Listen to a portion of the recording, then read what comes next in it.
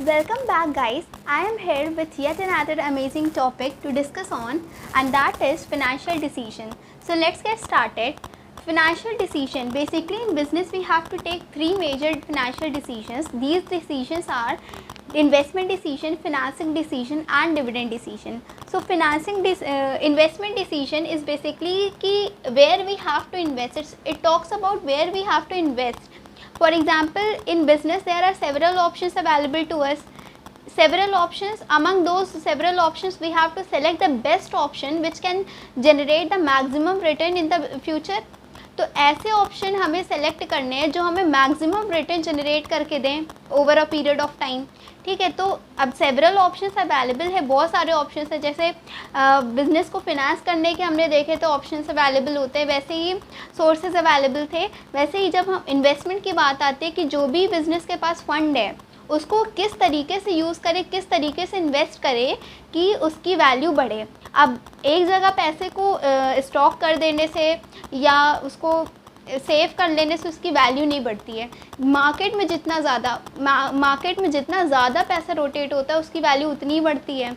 तो अब इसको रोटेट करने के लिए कहाँ उसको किस मार्केट में लगाना है या किन सिक्योरिटीज़ में लगाना है, किस एसेट में लगाना है, किस एसेट्स में इन्वेस्टमेंट करने है, वो हमें देखना पड़ता है. वो हर एक ऑप्शंस का जो भी रिटर्न फैक्टर है उसको एनालाइज करना पड़ता है सो दैट कि हम बेस्ट ऑप्शन सेलेक्ट करें जिससे मैक्सिमम रिटर्न जनरेट हो. तो जब भी इन्वेस्टमेंट की बात आई तो हमने क्या देखा कि हमें अपना रिटर्न जो है वो मैक्सिमाइज़ करना है.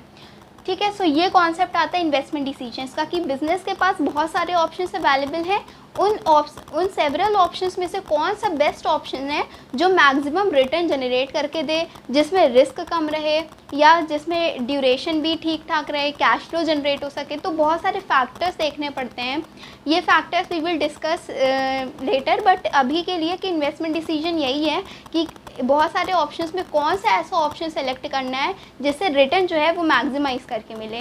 So that's all about the investment decision. अब again this investment decision is again divided into two parts, that is capital budgeting and working capital decision.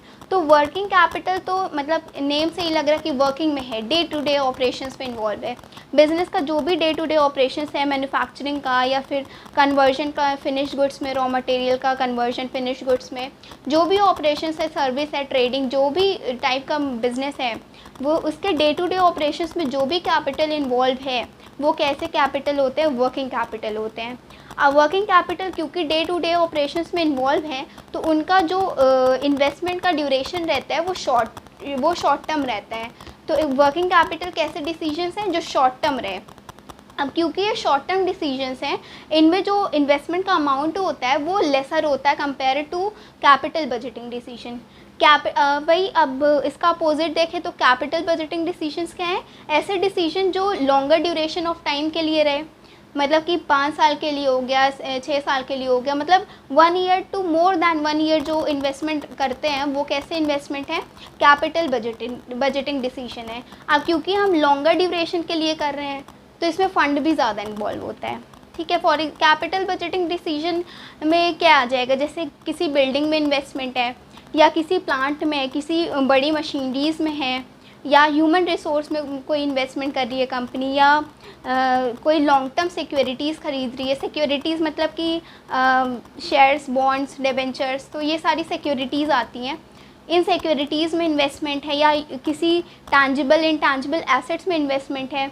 तो कोई भी इन्वेस्टमेंट हो अगर वो मोर दैन 1 ईयर है और उसमें larger amount of fund involve है, बहुत ज़्यादा फंड इन्वॉल्व है, तो ऐसे डिसीजंस क्या होते हैं, कैपिटल बजटिंग डिसीजंस होते हैं. वहीं अगर ऐसे कुछ इन्वेस्टमेंट हमने किया जैसे स्टॉक में, इन्वेंट्री में, रॉ मटेरियल्स में या कोई मार्केटेबल सिक्योरिटीज़ में, ऐसी जब हमने कोई इन्वेस्टमेंट की है जो कि शॉर्ट टर्म हो, मतलब कि 1 साल के अंदर विद इन अ ईयर वो कैश में कन्वर्ट हो जा रही है, विद इन अ ईयर वो रिटर्न जनरेट कर दे रही है, तो ऐसे डिसीजंस क्या होते हैं, वो वर्किंग कैपिटल डिसीजंस है और उनमें जो भी फ़ंड की रिक्वायरमेंट होती है वो कम होती है. ठीक है। अब जैसे बिल्डिंग है तो बिल्डिंग में ऑफ कोर्स कंपैरेटिवली ज़्यादा फंड इन्वॉल्व होगा। वहीं अगर हम स्टॉक खरीद रहे हैं, इन्वेंट्री खरीद रहे हैं, तो हमें ऑफ कोर्स क्या होगा, फंड की रिक्वायरमेंट, फिनांस की रिक्वायरमेंट कंपैरेटिवली लो लगेगी। तो जिसमें कम फंड इन्वॉल्व है, शॉर्टर ड्यूरेशन के लिए है, वो वर्किंग कैपिटल है। ऑन दी अदर हैंड जो लॉन्गर ड्यूरेशन के लिए है या फिर जिनमें larger amount of fund involve है, वो कैसे डिसीजंस हैं, कैपिटल बजटिंग डिसीजंस हैं। तो ये थे पार्ट्स इन्वेस्टमेंट डिसीजन के। बेसिकली इन्वेस्टमेंट डिसीजन यही बताता है कि कहाँ इन्वेस्टमेंट करने, किस ऑप्शन में, कहाँ पे भी इन्वेस्टमेंट करनी है कि वो रिटर्न हमें मैक्सिमाइज करके दें, ठीक है। Next decision is financing decision. अब फिनांसिंग डिसीजन बात करता है कि बिज़नेस को फिनांस कहाँ से करना है। ऑफ कोर्स बिज़नेस को चलाने के लिए इतना डे टू डे ऑपरेशन से किसी भी इन्वेस्टमेंट भी कर रहे हैं, ये डिविडेंड भी डिक्लेयर कर रहे हैं, तो हर चीज़ के लिए फ़ंड की रिक्वायरमेंट है, फिनांस की रिक्वायरमेंट है। बिज़नेस को चलाने के लिए, स्टार्ट करने के लिए, क्लोज़ करने के लिए, हर चीज़ में फ़िनांस की रिक्वायरमेंट है। तो अब ये फिनांस आएगा कहाँ से? ऑफ कोर्स एक पर्सन तो ये पूरा कैपिटल नहीं लगा सकता। इतनी बड़ी कंपनी में इतने बड़े लेवल पे ऑपरेशंस हो रहे हैं, इतने बड़े लेवल पे प्रोडक्शन, मार्केटिंग, एडवर्टीजमेंट, सब कुछ इतने ह्यूज लेवल पे होगा कंपनीज़ में। तो एक पर्सन तो ये फंड नहीं लगा सकता, कैपिटल नहीं लगा सकता, जैसे कि हम सोल प्रोप्राइटर में देखते हैं या पार्टनरशिप में देखते हैं 2-3 लोग। तो यहाँ क्या होता है, basically number of people involve होते हैं, शेयर होल्डर्स इन्वॉल्व होते हैं, डिबेंचर होल्डर्स इन्वॉल्व होते हैं, बैंक्स इन्वॉल्व होती हैं। तो यहाँ पे बहुत सारे लोग मिला के बिज़नेस को फिनांस करते हैं। तो यहाँ बस यही है कि फिनांसिंग डिसीजन मतलब कि बिज़नेस में जो भी पैसा आएगा, जो भी कैपिटल आएगा, वो कहाँ से आएगा। इन्वेस्टमेंट में क्या देखा कि कहाँ इन्वेस्ट करना है, और फिनांसिंग में क्या देखना है कि सोर्स क्या होगा, किस सोर्स से हम पैसे बिज़नेस में लाएंगे। डिबेंचर्स रेस करके कंपनी पैसा उठाएगी, शेयर्स रेस करके उठाएगी, बैंक से लोन ले लेगी, कमर्शियल पेपर रेस कर लेगी शॉर्ट टर्म के लिए, या बिल्स ऑफ एक्सचेंज से कुछ हो जाएगा। तो कैसे भी किसी बॉन्ड से होगी, ट्रेजरी बिल से, बहुत सारे ऑप्शंस होते हैं। तो कहाँ से कंपनीज पैसे अपने बिज़नेस में लगाएगी। बिज़नेस को चलाने के लिए पैसे चाहिए, फिनांस चाहिए, और वो फिनांस किस सोर्स से आएगा, ये डिसीजन जब कंपनीज लेंगी, फिनेंशियल मैनेजर्स जब ये डिसीजंस लेंगे, तो वो कैसा डिसीजन है, फिनांसिंग डिसीजन है। फिनांसिंग डिसीजन में बेसिकली हम सोर्स की बात करते हैं या ऑप्शन की बात की कि कहाँ इन्वेस्ट करना है। फिनांसिंग डिसीजन में बस हम सोर्स की बात करेंगे कि किस सोर्स से हमें अपने फ़ंड को बेसिकली अपने बिज़नेस को फिनांस करना है, फ़ंड को एक्वायर करना है, फ़ंड को प्रोक्योर करना है। अब अगेन यहाँ पे जो भी सोर्सेज होते हैं वो अल्टीमेटली वो दो ही कैटेगरीज़ में आते हैं। वही है कि जैसे कि लोन्स हो गए या फिर शेयर्स हो गए, डिबेंचर्स हो गए, हर जो भी सोर्स है वो अल्टीमेटली दो ही कैटेगरीज़ में डिवाइड होता है, इधर वो इक्विटी होगा और वो डेट होगा। तो बिज़नेस में पैसे दो ही सोर्स से आते हैं, इधर डेट मार्केट और इक्विटी मार्केट। तो डेट मार्केट होता है, इसको हम एक और नाम से जानते हैं बोरोअर्स फंड। तो बिज़नेस में ओनर के अलावा जो कोई भी पैसे लगाता है, यानी कि इक्विटी शेयर्स के अलावा या रिटेन अर्निंग के अलावा जहाँ से भी पैसे आ रहे हैं, डिबेंचर्स के थ्रू आ रहे हैं, बैंक के थ्रू आ रहे हैं, अल्टीमेटली वो लोन है एक तरीके से, उस पर वी हैव टू पे इंटरेस्ट, ठीक है। तो वो उस पर that is a loan capital for the business. तो क्योंकि वो लोन कैपिटल है, तो वो कौन से सोर्स का फंड होगा, ऑफकोर्स डेट मार्केट का होगा, बोरोअर फंड होगा। तो ये ऐसी जो सिक्योरिटीज़ होती है, डिबेंचर्स होते हैं, लोन्स होते हैं, वो कैसी, या फिर पब्लिक डिपॉजिट भी कह सकते हैं, वो सारी चीज़ें डेट मार्केट का पार्ट है, ठीक है। वहीं क्या होता है, इक्विटी। तो इक्विटी में तो इक्विटी शेयर्स आ जाते हैं। इक्विटी शेयर्स जब कंपनी रेस करके इक्विटी शेयर्स रेस करके फ़ंड प्रोवाइड करती है, तो जो लोग भी शेयर होल्डर्स बनते हैं, जो लोग भी वो शेयर्स के लिए सब्सक्रिप्शन लेते, शेयर सब्सक्राइब करते हैं, तो उनको क्या मिलती है, ओनरशिप मिलती है। तो इक्विटी किसका पार्ट हो जाता है, ओनर्स फंड हो जाता है, ठीक है। और वहीं अगर रिटेन अर्निंग की बात करें तो वो भी एक टाइप का लोन तो है नहीं, वो बिज़नेस का एक रिटेन करके जो बिज़नेस अपने पास फ़ंड रखी थी फ्यूचर में यूज़ करने के लिए, तो वो रिटेन अर्निंग उसको बोलते हैं। तो ये भी क्या है, इक्विटी मार्केट में ही आ जाता है। बस फिनांसिंग में यही है कि कहाँ से फिनांस करना है, फ्रॉम वेयर टू फिनांस, कहाँ से बिज़नेस, क्या सोर्स रहेगा बिज़नेस में फ़ंड प्रोक्योर करने का। तो यही क्या है, फिनांसिंग डिसीजन है। अब फिनांसिंग डिसीजन में एक बहुत बात इम्पॉर्टेंट होती है कि हम कहाँ से फिनांस करें, कि बहुत, अब यहाँ भी बहुत सारे फैक्टर्स आ जाते हैं कि क्या क्या चीज़ें ध्यान में रखते हुए हमें उस बिज़नेस में फिनांसिंग करनी चाहिए। तो पहली बात आती है कॉस्ट की। कॉस्ट को हमें क्या रखना होगा, ऑफ कोर्स मिनिमम रखना होगा। कंट्रोल को क्या रखना होगा, हायर रखना होगा कि बिज़नेस में मैनेजर्स का कंट्रोल बढ़े, बिज़नेस का कंट्रोल बढ़े basically. Normal public, normal equity shares holder के पास ना हो, बल्कि थोड़ा मैनेजर्स का कंट्रोल बेसिकली ज़्यादा रहे। या फिर हम रिस्क फैक्टर देखते हैं कि डिबेंचर्स है, डेट मार्केट है। डेट मार्केट में no matter company will profit और not, debenture holders will get their interest, उनको उनका इंटरेस्ट मिलना ही मिलना है, ठीक है, नो मैटर कंपनी प्रॉफिट कर रही है नहीं कर रही है। तो यहाँ रिस्क फैक्टर बढ़ता है कि अगर नहीं कंपनी प्रॉफिट करी तो उनका इंटरेस्ट तो देना ही देना है, कैसे देंगे, तो रिस्क फैक्टर देखना पड़ता है। वहीं अगर कंट्रोल का फैक्टर देखें तो अगर इक्विटी से पूरी फिनांसिंग करते हैं तो कंट्रोल, ओनर कौन बन गए, शेयर होल्डर्स बन गए।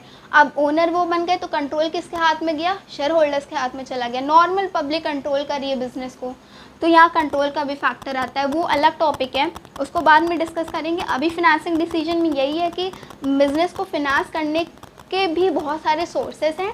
वो सारे सोर्सेज को अल्टीमेटली हम दो ही तरीके से कैटेगराइज करते हैं, इधर डेट होगा और इक्विटी होगा। और ये कहाँ से ये फिनांसिंग करनी है, जब हम ऐसे डिसीजंस लेते हैं तो वो कौन से डिसीजन का पार्ट है, फिनांसिंग डिसीजन।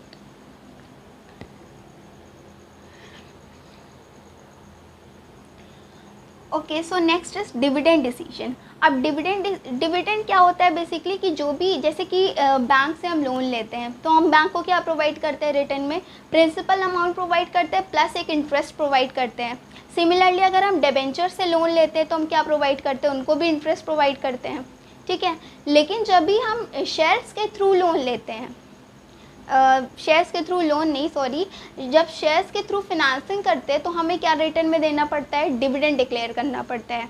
और ये डिविडेंड किसका पार्ट होता है, नेट प्रॉफिट का, बेसिकली प्रॉफिट का पार्ट होता है। क्यों, क्योंकि जो भी डिविडेंड डिक्लेयर होगा वो अल्टीमेटली प्रॉफिट्स में से ही डिक्लेयर होगा, ठीक है। अगर प्रॉफिट हो रही है या जितनी प्रॉफिट हो रही है उसी के एक्सटेंड तक कंपनी अपना डिविडेंड डिक्लेयर करेगी। तो डिविडेंड किसका पार्ट है, प्रॉफिट का पार्ट है, ठीक है। फॉर एग्जांपल कि लेट्स से एक छोटा एग्जांपल लेते हैं कि 5000 कंपनी ने प्रॉफिट किया और company let's say 10% dividend declare करेगी, ठीक है। तो अब डिविडेंड कितना होगा, ऑफ कोर्स 500 होगा। तो ये जो 500 है और डिविडेंड है वो अल्टीमेटली किसका पार्ट है, 5000 का पार्ट है। और ये 5000 क्या है, this is nothing but the net profit of the company, ठीक है।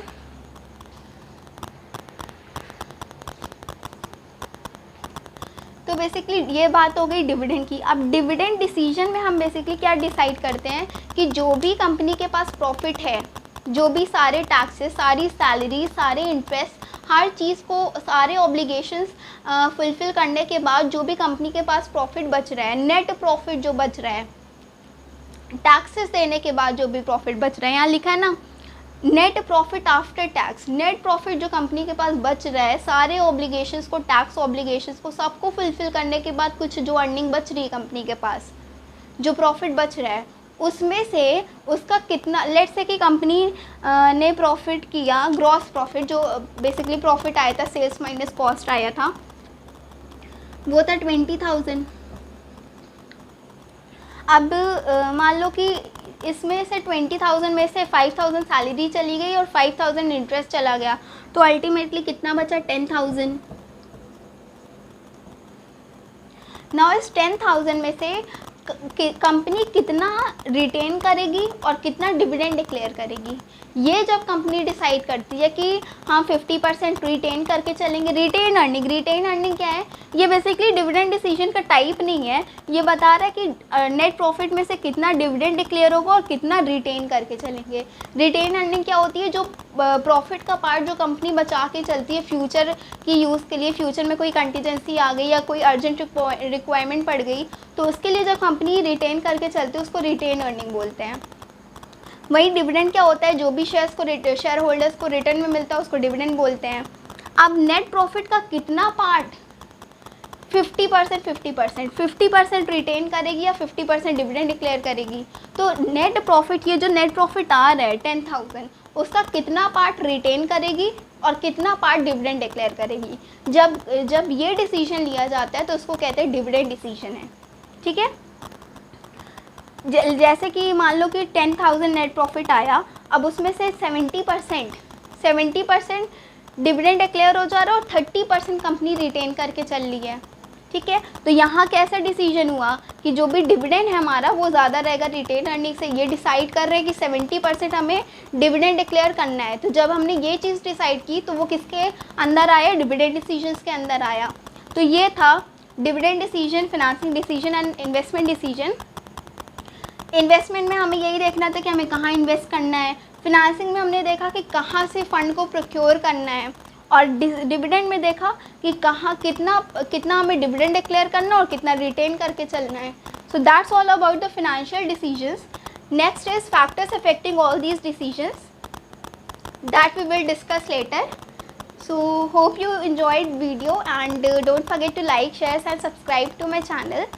And till then keep revising all these topics, and if you have any doubt just write below in the comment box.